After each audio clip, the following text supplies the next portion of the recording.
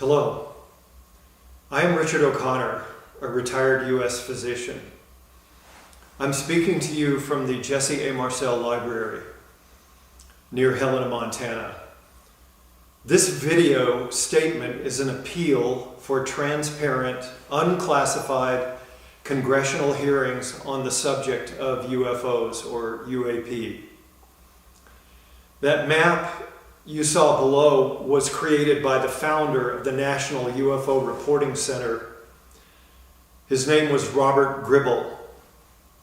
Today, the National UFO Reporting Center is run by Peter Davenport. Since its beginning, the New Fork has recorded over 90,000 UFO sightings.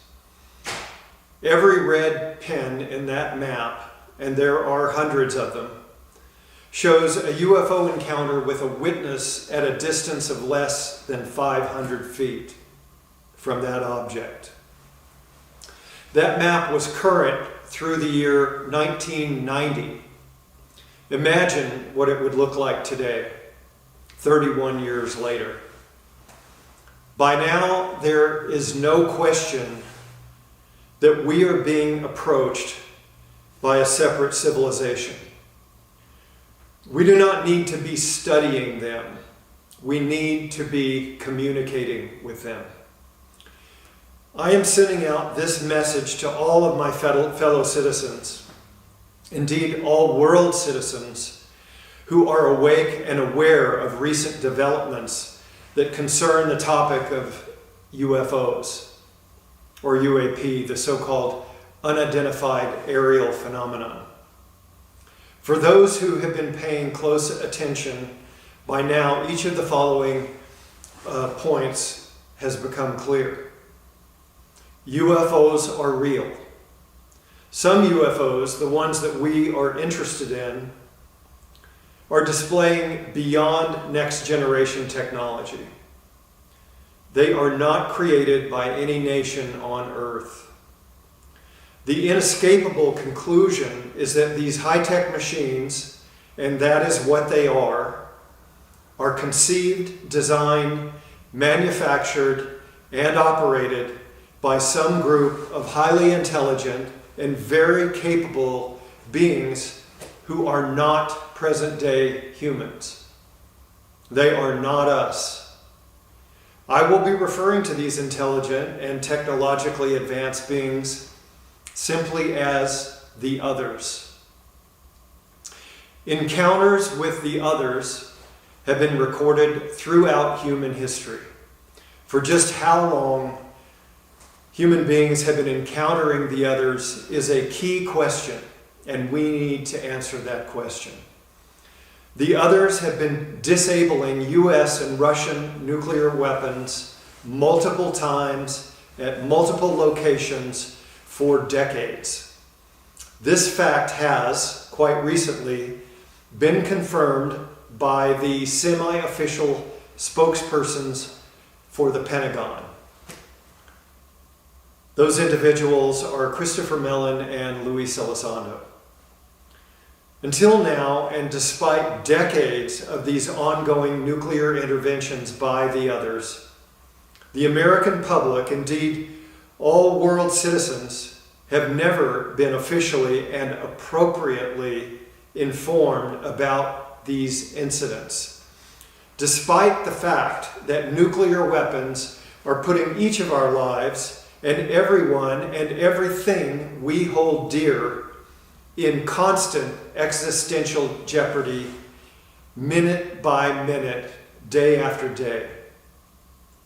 Even today, for many, and perhaps even most of our citizens, if people are even aware that these events have happened, they are still regarded as hearsay. Many people still put these incredibly important revelations away in their file of fringe beliefs. We can no longer afford to behave this way. The nuclear clock is ticking. These events, originally brought to light by Robert Hastings and courageous U.S. military veterans like Captain Robert Salas, Captain Robert Jacobs, and Captain David Schindele have recently been verified by both Christopher Mellon and Luis Elizondo. The reality of these events can no longer be regarded as fringe beliefs. Similar nuclear weapons interventions have also happened in Russia. We do not know if similar events like these have happened in China, but we need to find out. These two individuals, Christopher Mellon and Luis Elizondo, have been and still are acting as semi-official spokespersons for the U.S. Department of Defense, despite what they may say or deny. They have not been stopped or censored from playing these roles. They have been allowed to appear on countless credible mainstream newscasts, and both men have, in the recent past, been personally and deeply connected to the Pentagon's efforts to study UAP. The term "it's classified," meaning we are not legally obliged to tell you anything about that, is being abused by our and many other governments around the world. Politicians who are willing to address and correct this abuse should receive the highest priority among voters. This has been and continues to be a huge and growing problem to our forward progress. Nonetheless, it is clearly time that each of us now take the reality of these nuclear weapons interventions carried out by these others very seriously and begin asking some really important questions. Questions like, why have these nuclear interventions by the others happened in both the US and Russia? What has been the others' intentions behind these actions? How many times have these nuclear interventions happened? Where have they happened? Why were we never informed about these interventions until now, almost 50 years later? Are those military personnel who were involved in these events still living? We know some are, but they are getting older. Time is wasting. Can they be asked to testify about their knowledge of these events before Congress in unclassified congressional hearings? Why have nuclear missiles been only temporarily disabled by the others and not completely destroyed? Does this pattern imply that we still have some serious, even critical decisions to make with regard to our nuclear weapons? Who are the others? Why are they here with us? And what are their ultimate intentions and goals? For how long have they been surveilling this planet and interacting with human beings? Where do they live? How do they survive? If this has been for centuries, as appears to be the case, have they had anything to do with the development of our present-day world religions? This is a critical question that goes to the very foundation of this country and many others. Is all the secrecy that has surrounded UFOs, and still does, a good strategy for our society to continue to follow? How much information about all of this has been given to the rank and file members of Congress who we send there and we depend on to represent us through our democratic system and processes that we all hold so dear? How much does our Department of Defense know about the others? And how much of that information has been kept from American citizens and from Congress, and for how long? Global climate change is becoming a very serious matter. Here in Montana, we have been breathing smoke from wildfires all summer long, even today. This is not going to get better, considering the trajectory that our civilization is currently on. So, what has been learned over the past 7 decades about the others' power production systems in their UFOs that could potentially be applied toward moving our civilization away from our reliance on fossil fuels for the energy that we require? Could UFO power systems help to ameliorate or possibly even reverse global climate change? Does our Department of Defense have any kind of a relationship with these others? If so, where do our officials see that relationship going? If they see it as a hostile relationship, then why is that? If it has to do with the others disabling our nuclear weapons, I say get rid of the damn things. They are ethically and morally indefensible. And we all know they can never be used. What we can be absolutely certain of is they are going to result in a horrendous nuclear accident somewhere, someday. Just how is our Department of Defense planning to respond to the others' nuclear interventions? We deserve to know that. Has all the secrecy and all of the counterintelligence efforts intended to divert public attention away from UFOs, has that been healthy for our country? Has it been worth it? Or has it simply taught us to distrust the word of our fellow citizens? Perhaps the most important question is, have there been any attempts made to communicate with these others about their nuclear intervention events? And if so, what has been learned from those communications? If attempts at communicating with those intelligent others have not been persistently pursued by the DoD, then why the hell not? I will stop here with this list of questions, although there are many more questions that we could and we will be asking. The primary point I want to emphasize in this video is that we are at a crossroads with all of this. It has become not only appropriate, but absolutely necessary for every world citizen to want to become fully informed about what is known about the others.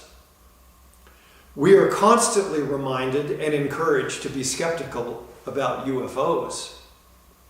Maybe we should also be skeptical about the way our government officials, those in the know, have apparently been managing our evolving relationship with the others.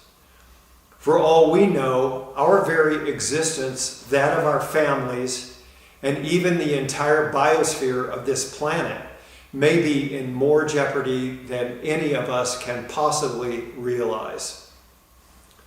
The technologies exhibited by the others, relative to the technologies we know and understand, are simply off the scale. Global climate change is a relatively minor concern when compared to the threat of global nuclear war. After a global nuclear war, this movement that we call environmentalism is going to be reduced to simply removing the rubble and starting over, if there are any survivors at all. To even consider destroying an entire planet over geopolitical differences and socioeconomic ideologies is simply beyond the pale. This mode of thinking is not only unconscionable, it is also incredibly dangerous and will one day result in a nuclear accident that will destroy an entire city, and it will kill millions of people over the span of a few minutes. Truly, this has to be regarded as insanity. Perhaps it is this we are being warned about by the others. Do you blame them? Let's take a look at our reality. As far as our everyday lives are concerned, UFOs, or rather the others behind them, have not seemed to be a threat. They have set down a track record of 7+ decades that we have been aware of the others and their craft. During that time, we have not been overtly attacked. We have not been enslaved. We have not had our lands taken from us. The others apparently do not follow the doctrine of discovery that has been so consistently applied by our own government. Yet we are recently being told repeatedly that the others could be a threat. As I see it, the primary threat might rather be in how our military and other militaries throughout the world are deciding on plans about how they will respond to this presence of the others. We have been told little to nothing about this, and we clearly need much more information than we have been given so far. If you think this is not happening, you are deluding yourself. We now have a U.S. Space Force. What will it be used for? We find ourselves in the position of relying on U.S. government systems, officials, and their predecessors who we now know have been deliberately misleading the public about the reality of the others for many decades. They have been withholding vital information about these nuclear interventions by the others that could be critical to our own survival. As U.S. citizens, indeed simply as human beings with a vested interest in all of this, we deserve better than this.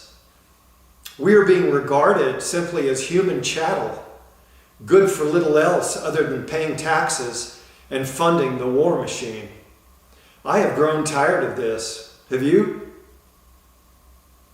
It is clear that the others are not going away. Therefore, we, the citizens of planet Earth, have a need to know what has been and is presently happening so that we can direct our representatives in Congress to make decisions and take appropriate actions to ensure that our relationship with the others evolves into one that redounds to the benefit of all mankind, rather than to our ultimate destruction. We need to know the facts, and we need to have a voice in where our relationship with the others is going. In my view, the only way we will become knowledgeable of all the facts is through unclassified congressional hearings accompanied by, and this is super important, a guarantee of judicial amnesty for all who come forward to testify, either voluntarily or under subpoena, to reveal what they know about this puzzle. Citizens should be allowed to participate in this process by submitting the questions we would like to have answered. The time to begin this process is now. Stephen Bassett and Reuben Langdon's excellent citizen hearing on disclosure, and even the Watergate hearings, can serve as examples to follow of what needs to happen. We can all help expedite this happening if we will all write to our representatives in Congress, let them know that any further delay in studying UFOs is a waste of precious time while the nuclear clock is ticking, and we want Congress to engage in unclassified hearings about this topic as soon as possible. Congress, do not allow yourselves to continue to be bamboozled by the Department of Defense about these issues. We have way too many people making plans for war and too few who were making plans for peace. Mandate that a new task force to be established to initiate contact and communication with the others. If it requires a decade, keep trying until it happens. We need to talk to them. Follow the good advice of the others. Begin orchestrating the process of worldwide nuclear disarmament. We cannot afford more nuclear disasters. The tritiated water, billions of gallons of it, of Fukushima remains a problem not just for TEPCO, not just for Japan, but for all of us. Chernobyl is now waking up. If we care about our future on this planet and beyond, we need to wake up as well. In 2012, I established this place, the Jesse A. Marcel Library near Helena, Montana. Dr. Marcel was a medical colleague and a personal friend of mine, and I can assure you that he was not a liar.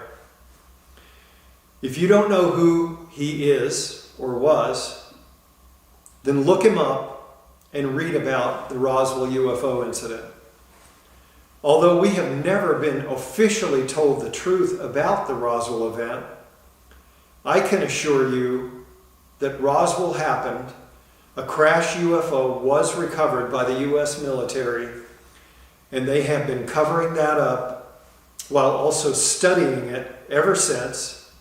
And we need to know every existing detail about that event and what has been learned from it, and many others. We could learn what we need to know about this through unclassified congressional hearings. For several years, myself and many others gathered here for weekly meetings at the Jesse Marcel Library. Since COVID entered our reality, we've been unable to continue having those meetings, which necessarily involved only people from our local community. We have always known we needed to engage a broader range of people with our meetings, but we didn't know how to do that. The silver lining with COVID is that I, like many of you, have discovered the technological wonder of Zoom as a platform that can allow us to reach out to many of our fellow citizens from this place. We now have the opportunity to meet with one another and a much wider group of our fellow citizens from all over this country, put our heads together and figure out how we can all contribute to making the secrecy surrounding UFOs dissolve into the dustbin of history. Perhaps, if we can work together, we can make all of this have a happy ending for all parties concerned. We must not focus on retribution. Instead, we must stay focused on truth. For sure, these are challenging times, but also exciting times ahead for all of us. If you want to participate in these meetings and engage in these discussions with us, please email to me your name and your email address, and I will add you to this library's list of contacts. My name is Richard O'Connor, and my email address is rkojaml@gmail.com. Better yet, start your own discussion groups through Zoom or some other social media platform. Create your own UFO book clubs. I am confident that thousands of separate pods of people all around the world who are engaging in sincere and meaningful discussions about all of this, people who are trying to get at the truth, will not go unnoticed by the others. They are very technologically advanced. We know this. They will know who is seeking the truth and who is trying to cover it up. They will know who is bent on making war and who is seeking peace and a mutually beneficial coexistence. Ultimately, it is they who will decide when and where and how our first contact with their civilization is going to happen. That time is drawing near. This is going to happen. It is either going to be peaceful or it is going to be very destructive. I believe how this plays out is being left up to us. We must demonstrate to them in no uncertain terms that we are ready for a peaceful coexistence with them. We now have the tool of the internet, and we must use it to our best advantage.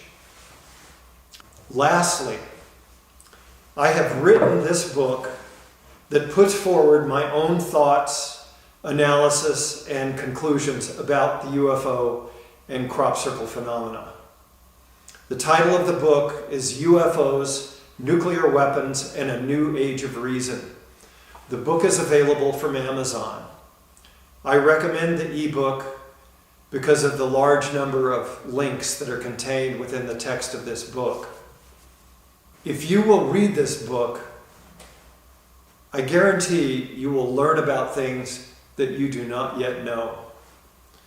All proceeds from the book, beyond its cost to publish, will be donated to the international campaign to abolish nuclear weapons, to those who are thanklessly documenting the crop circles every summer via aerial photography, and to various nonprofits working to make this a better world. Thank you for your time in watching this video. Please feel free to share this video on your own YouTube channel or through any other social media. Unlike our government, I am not into secrecy about any of this. If you want to read this appeal for congressional hearings, you will find it on the Jesse A. Marcel Library's website. That's www.jaml.org. I hope to see some of you either in person or through Zoom at the Jesse A. Marcel Library in the near future. We are the citizens of planet Earth. We are many. Together, we can get this done and get this despicable and morally indefensible age of nuclear weapons of mass destruction behind us. We owe this not only to ourselves and our future generations, but also to all our relations. Aho.